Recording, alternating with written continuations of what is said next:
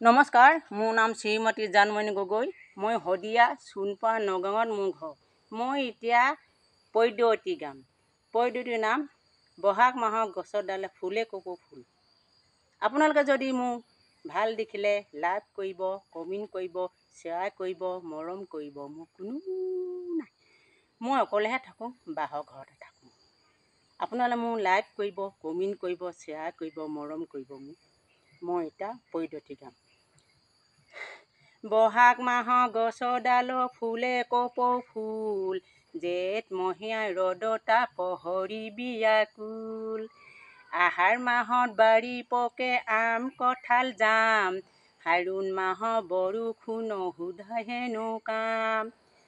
ভাদ মাহৰ মহাপুৰুষ 2 জুনৰ তিথি, আহিন মাহৰ দুবৰি বন হিম থাকে তিতি।